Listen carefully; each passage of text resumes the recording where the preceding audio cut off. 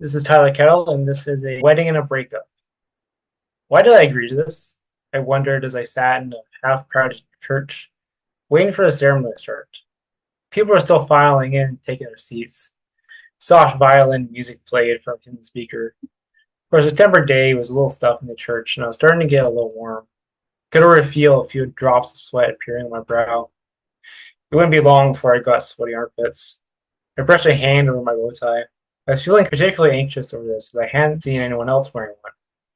I wish I'd worn the tie hanging in the closet, but I was running late this morning and didn't have time to, learn how to tie a tie. So bow tie I was. As I was sensing my anxiety, Jessica, the woman sitting next to me, rested her palm on my hand.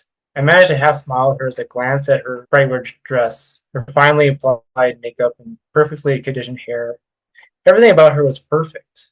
Was she obsessing over one small detail in her appearance like I was? If so, she was hiding it quite well. I met Jessica a month ago on Hinge. We hit it off over our shared interest in baseball, which admittedly, as I found out, she knows a lot more about baseball than I do. Started going on dates, but by the third one, I found that baseball is all we talked about. The day after the third date, she texted me and asked if I wanted to go to her cousin's wedding, which sucks because I was trying to formulate the best um, breakup text. All I had was, "It's not you, it's me, and I think we want different things." Not my best. I was a little hesitant, of course, and then she told me there's an open bar. Immediately I asked where is it and what time. Thus, here I am, sweating in a stuffy church, and I could see Jessica's father, a large, 50-ish man with a chimney glare, sitting across the aisle from us. I met him outside as we were walking, and I shook his hand. His grip was like iron. Pretty sure that I left a bruise or two. I don't know if it was a warning or how he shakes everyone's hands. I'll go with the latter. "Isn't this church lovely?" Jessica stared at me with her blue eyes. "Yeah, it's great." I stared around the church. Nah, it was okay, actually. An aging woman in a purple dress and wearing a large purple hat sat down in front of us. Instantly, my view of the stage was blocked, forcing me to look over this monstrosity of a hat. It was adorned with a multitude of purple flowers, old and jostling for a position on top of this lady's head. The woman turned her seat and stared at Jessica and I. "Hello. Oh, you're Jessica, right? Erica's daughter?" The woman asked. "Yes, it's how are you, Yvette?" Jessica smiled at Yvette. "I'm well, thank you. And who's this? Your future husband, I presume?" Yvette narrowed her wrinkled eyes at me.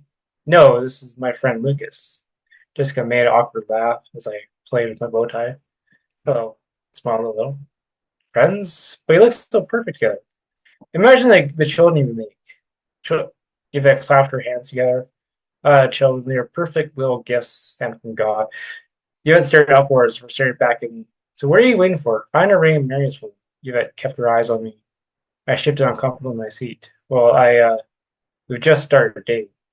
And plus, I think we are far from that," Jessica interjected. "And why are you far from that?" Yvette asked. Veronica said, "Oh, and we'll get started in a moment." A priest in white robes with a small mark attached to his collar spoke from the stage.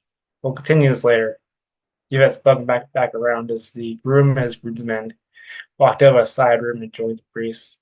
That's as much as I could see when my sight was blocked by Yvette's hat. I tried to think of a polite way to ask Yvette to take off her hat, but I also didn't want a repeat of the previous conversation. The bridesmaids walked in the room, followed by the ring bearer and the flower girl. The music changed to "Can't Help Falling in Love with You" by Elvis Presley. "Please stand," the priest ordered, and we all stood. The blonde-haired bride walked in, escorted by an older man with white pulling hair. A few sniffles punctured the air. Yvette dabbed at her eyes with a monogrammed handkerchief as the father and daughter walked past and reached the stage. They were met by the groom and a few words were said. Then the father handed off the bride and took a seat in the front pew. Hand in hand, the bride and the groom stood before the priest. "You may all be seated," the priest proclaimed, and we sat down. Immediately, I found my view blocked by Yvette's hat once again. As the priest started the "We're all gathered here today" spiel, I leaned towards Yvette. "Yvette, could you take off your hat? I can't see," I whispered softly. She didn't respond. I tapped her on her shoulder. "Yvette, I can't see. Can you remove your hat?" I whispered a bit louder. This time she turned with a frosty glare on her face. "And where would you like to stick it? Under a pew? This is no place for a finely crafted hat like this," she said to me with volume that almost doubled my own, drawing attention to everyone around me. including Jessica. I okay. I gave up and leaned back in my seat as far as I could go, allowing me to see half of the stage. At least that was something. Can you not see? Jessica whispered me. It's okay, he answered. Before I could stop her, Jessica leaned forward and tapped Yvette on her shoulder. Could you please remove your hat? Lucas can't see. Jessica smiled at Yvette. Oh, of course not. Yvette took her hat off, placed it on her lap. Thank you so much. Jessica leaned back in her chair and directed an angry glare at me. What did I do? Love binds us, love is this thing that sets us free, and that's what brought us here today. The priest took a pause. Now the bride and the groom will exchange vows, which I believe they have written themselves. The priest went quiet as one of the bridesmaids passed the bride a piece of paper. The bride started to read from the slip of paper. Gary, remember when we first met?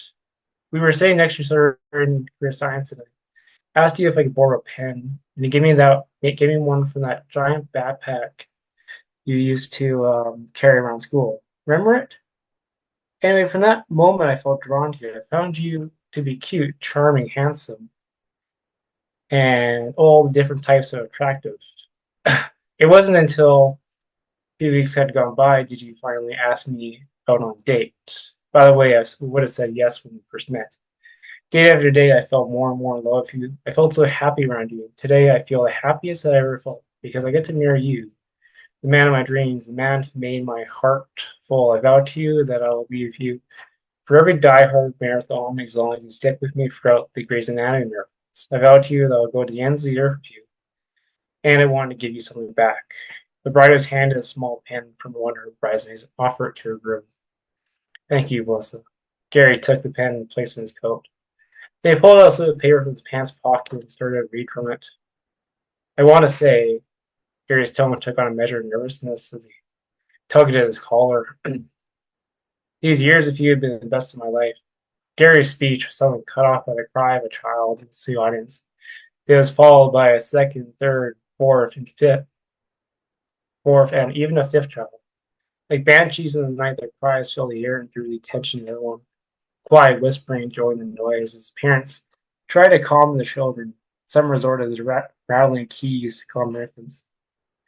Thankfully, men and women started to rush the children out of the room, each of them looking more embarrassed than the last. With the exit of the last screaming child, the groom stood there shakenly. The priest leaned down and whispered a few words to him. Melissa.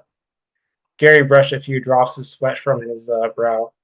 I am so happy to be here today. I'm so happy to see you every day. Your presence within my life makes it feel whole and special because that's what you do, Melissa. Make everyone's life around you just a little bit warmer. I'm so happy. I'm so happy that I get to share my life with you. Frankly, I wonder if I deserve it. You can write out mathematical equations. You're nothing while I struggle to load a dishwasher. But I promise to always try to understand your work. Someday you'll understand that dishwasher as well. However, are you willing to accept me as I am, even with all my foolish behavior? Gary lowered the piece of paper and stared at Melissa. I'll always take that guy. Melissa kissed Gary. Oh, we're not at that part. The priest parted the pillow part and in the kiss. Now, where are the rings? The priest asked, and the ring bearer stepped forward from his position next to the groomsman and walked towards the bride and the groom. Surprise! The small boy yelled and tossed the rings in the crowd. Cry a shot erupted from the audience.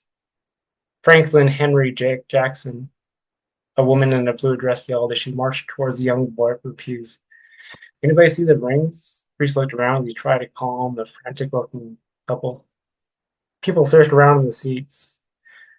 I found one, someone yelled out as a former ring bearer was taken back to the pews by his stern-looking mother. I bet there was going to be early bedtimes in that kid's future.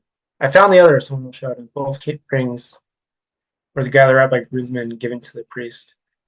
Well, that was interesting, but let's proceed.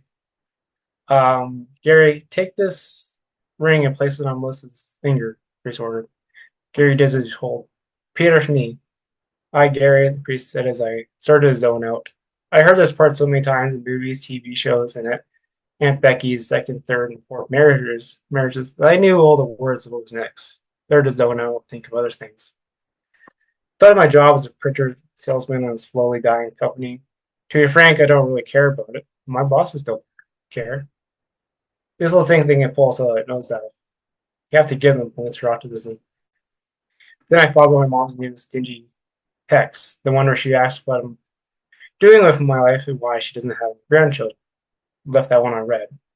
I thought about Jessica, the sweet smelling woman to my right.